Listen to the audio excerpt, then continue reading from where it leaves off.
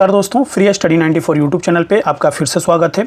आज हम बीपीएससी के अंतर्गत जो बदलाव होने वाला है, जो 69वीं बीपीएससी प्रारंभिक परीक्षा से देखने को मिल सकता है, उसके अंतर्गत हम काफ़ी सारी बातें करने वाले हैं।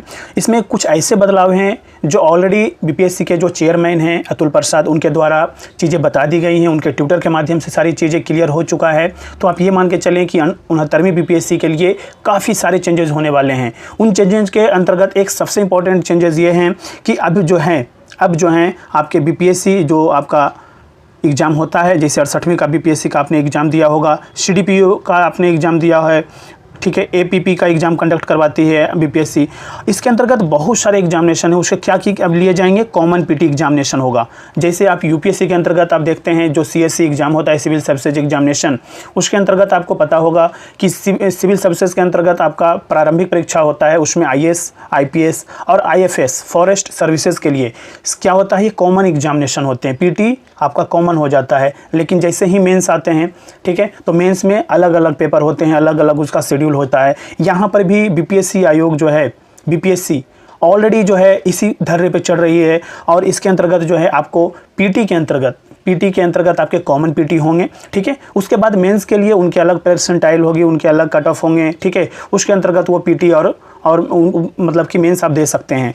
हम ये जानने की कोशिश करेंगे कि किस तरीके से चीज़ें होंगी, ठीक है, हम इस लेक्चर में ये भी देखेंगे। दूसरा सबसे इम्पोर्टेंट जो है वो आपके लिए ये हो जाएगा दोस्तों कि अभ्यर्थियों को जो इस एग्जामिनेशन में जा रहे हैं, किसमें, 69वीं बीपीएससी के अंतर्गत, ठीक है, 69वीं बीपीएससी के अंतर्गत जो भी स्टूडेंट्स 69वीं की तैयारी कर रहे हैं, अब उनको क्या होगा, उनको परीक्षा केंद्र चुनने की आपको जो है विकल्प उपलब्ध होंगे। आपके होम डिस्ट्रिक्ट छोड़ करके आपको, मतलब कि मान के चलें कि आपके होम डिस्ट्रिक्ट छोड़ करके कहीं पर भी आपको जो है आप सिलेक्ट कर सकते हैं कि आपको कौन से डिस्ट्रिक्ट में हमें सेंटर चाहिए। इस पे आयोग काम कर रही है, ठीक है। दूसरा ये होगा, ई ऑप्शन को हटाने का भी विचार किया जा रहा है दोस्तों, ये काफ़ी इंपॉर्टेंट है। दूसरा हम ये देखेंगे कि ऑप्शनल पेपर का जो समय सीमा है, इसमें भी कटौती कर दिया गया है आयोग की तरफ से। निबंध के लेवल क्या होगा, इसके स्तर पर भी हम बात कर लेंगे।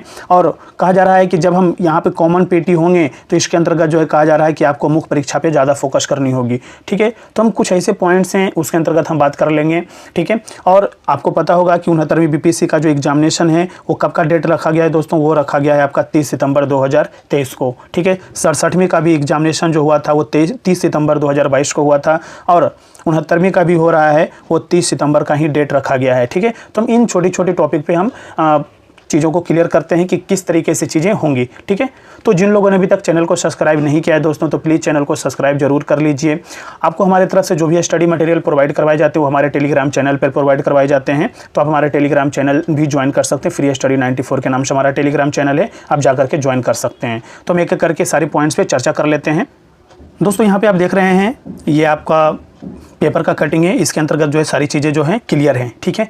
इस स्लाइड के अंतर्गत हम सारी चीज़ों को क्लियर किए दोस्तों। जो नई व्यवस्थाएं हैं ना, वो आपके 69वीं बीपीएससी प्रारंभिक परीक्षा से लागू हो जाएंगे। जैसे आपको जो मैंने पहला जो आपको फैक्ट बताया था वो था आपके विभिन्न, आपको जो है अभ्यर्थियों को क्या मिलेगा, सेंटर चयन करने का विकल्प मिलेंगे, ठीक है। तो सेंटर चयन करने का विकल्प जो है वो आपको जो है प्रॉपर मिलेगा। और इसमें देखिए यहाँ पर क्या मेंशन किया हुआ है, हमें इन चीज़ों को एक एक करके देख लेते हैं। यहाँ पे क्या मेंशन किया हुआ है, लिखा हुआ है कि जो अतुल प्रसाद हैं बीपीएससी के जो चेयरमैन हैं, उन्होंने बताया है कि अब आगामी संयुक्त परीक्षा में अभ्यर्थियों को परीक्षा केंद्र के शहर चुनने का विकल्प दिया जाएगा। इसमें गृह जिला का विकल्प नहीं होगा, ठीक है। आप अगर नालंदा जिला के हैं तो आप नालंदा जिला में आप सेंटर नहीं डाल सकते हैं, ठीक है, आपको वो विकल्प नहीं मिलेंगे। आप पटना, गया, औरंगाबाद, जहानाबाद, नवादा, ये यानी आपको जो है ये मान के चलें कि आप जो नालंदा जिला के इर्द गिर्द का जो डिस्ट्रिक्ट है उसमें आप अपने सेंटर को ले सकते हैं, रख सकते हैं, चयन कर सकते हैं, ठीक है। इसमें सभी अभ्यर्थियों को मनचाहा शहर मिले यह जरूरी नहीं है, लेकिन महिलाओं एवं दिव्यांगों को नज़दीकी परीक्षा सेंटर दिया जाएगा, ये आपको मेंशन किया हुआ है, ठीक है। तो ये जो है कहीं ना कहीं बीपीएससी के जो चेयरमैन हैं अतुल प्रसाद, उनके एक ट्वीट के माध्यम से ये बताया गया था, वहीं से ये जो है न्यूज़पेपर में चीज़ें आई हैं, ठीक है। दूसरा जो हमारा था जो टॉपिक था वो था दोस्तों कि आपको क्या होगा, कि अब आपको जो है ना कि समय सीमा एक था आपका कि वैकल्पिक विषय के लिए आपकी समय सीमा पहले कितने घंटे का हुआ करता था, पहले 3 घंटे का वैकल्पिक विषय होता था, ठीक है। अब क्या है कि आपको ये क्वालिफाइंग नेचर का कर दिया गया है और यहाँ पे कहा गया है कि 100 अंकों के ऑप्शनल पेपर अब 2 घंटे के होंगे, पहले 3 घंटे का होता था, ठीक है। ऑप्शनल पेपर 3 नहीं 2 घंटे के होंगे, ठीक है। और इसके अंतर्गत जो है एक और मैंने मेंशन किया था कि निबंध किस स्तर का होगा, तो यहाँ पे मेंशन किया हुआ है दोस्तों, देख लीजिए यहाँ पे मेंशन किया हुआ है कि 300 अंकों का निबंध के लिए 3 खंड में 4-4 प्रश्न होंगे और प्रत्येक खंड 100-100 अंक के होंगे, ये भी आपको ध्यान रखना है।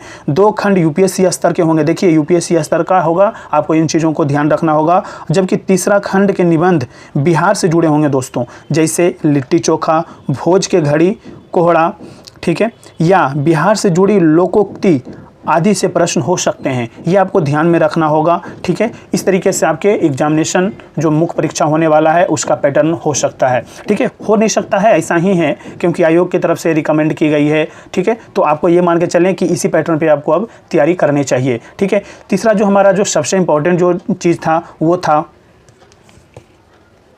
था दोस्तों हमारा क्या ई ऑप्शन को लेकर के, ठीक है। आयोग के द्वारा कहा गया है कि इसके लिए ये क्या मांगेंगे, फीडबैक मांगेंगे।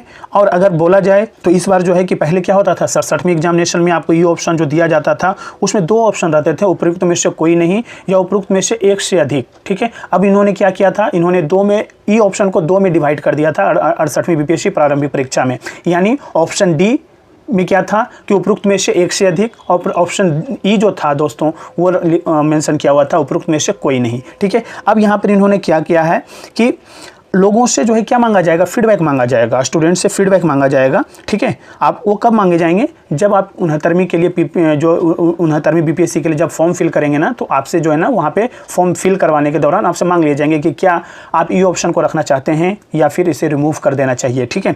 तो जब आप अगर पसंद करते हैं, मैक्सिमम स्टूडेंट अगर पसंद करेंगे कि नहीं ई ऑप्शन होना चाहिए, ठीक है, तब तो उसे रखा जाएगा, अन्यथा उसे हटा दिए जाएंगे, ठीक है। ये आयोग जो है ऑलरेडी क्लियर कर चुकी है, इसमें मेंशन किया हुआ है कि अभ्यर्थी को अब 69वीं की आवेदन के समय फीडबैक मांगे जाएंगे और अभ्यर्थी इसे पसंद करेंगे तो लागू रहेगा, ठीक है। तो आपको ये ऑप्शन आपको देख लेना है, ठीक है।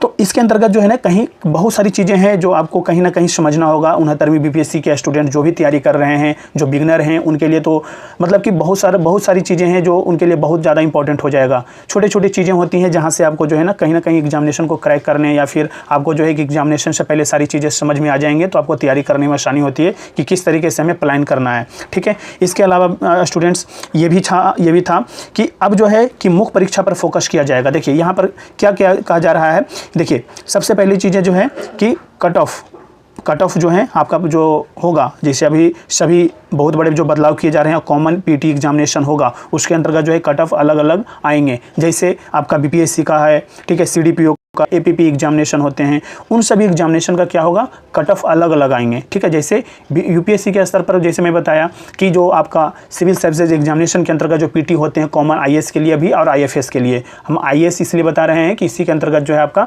जो कॉमन एग्जामिनेशन हो जाते हैं, जैसे आईएफएस के लिए अलग हो जाते हैं पीटी, मेंस पीटी आपका कॉमन हो जाता है आईएफएस फॉरेस्ट सर्विसेज के लिए, एडमिनिस्ट्रेटिव सर्विसेज के लिए, पुलिस सर्विसेज के लिए, और भी बहुत सारे ऐसे एग्जामिनेशन है IRS के लिए, ठीक है, सभी का कॉमन होता है। लेकिन मेंस जब होते हैं ना तो आप मान के चलें कि वहाँ पर आपका जो है आईएएस आईपीएस IRS इन सब का एक ही होता है, लेकिन आपका जो है कि कहीं ना कहीं फॉरेस्ट सर्विसेज के लिए जो है आपका क्या हो जाएगा, वहाँ पे अलग हो जाते हैं। इसी तरीके से यहाँ पे अभी आयोग ने क्या किया है कि आपको 69वीं बीपीएससी की परीक्षा अगर आप देते हैं, ठीक है, और 69वीं में आपका अगर मान के चलिए कि एग्जाम्पल के तौर पर यहाँ कहा गया है कि 69वीं बीपीएससी संयुक्त परीक्षा के लिए अगर कट ऑफ 98 मतलब कि सीटों के आधार पर 98 अंक कट ऑफ है, तो इससे अधिक अंक वाले मुख्य परीक्षा में शामिल हो सकेंगे, ठीक है।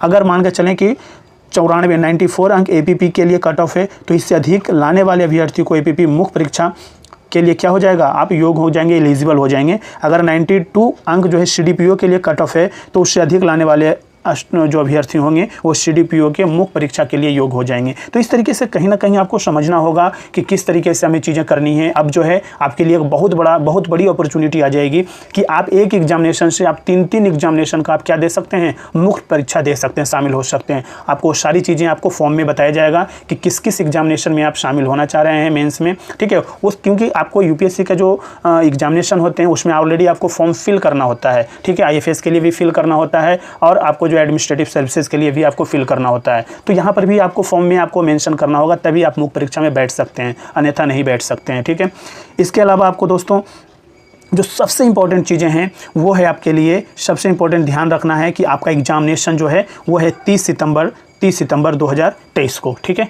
इन चीज़ों को आपको ध्यान में रखना होगा। आपको फ्री स्टडी 94 यूट्यूब चैनल पे आपको 69वीं बीपीएससी के लिए आपके लिए जो है कि प्रॉपर एक प्रोग्राम बनाया जा रहा है, और आपको डेली क्लासेस, डेली आपको जो है क्यूज़ करवाए जाएंगे टेलीग्राम पे। ठीक है, हम उसके लिए भी हम अगले नेक्स्ट लेक्चर में हम बात कर लेंगे इस पर। ठीक है, तब तक के लिए धन्यवाद। ठीक है।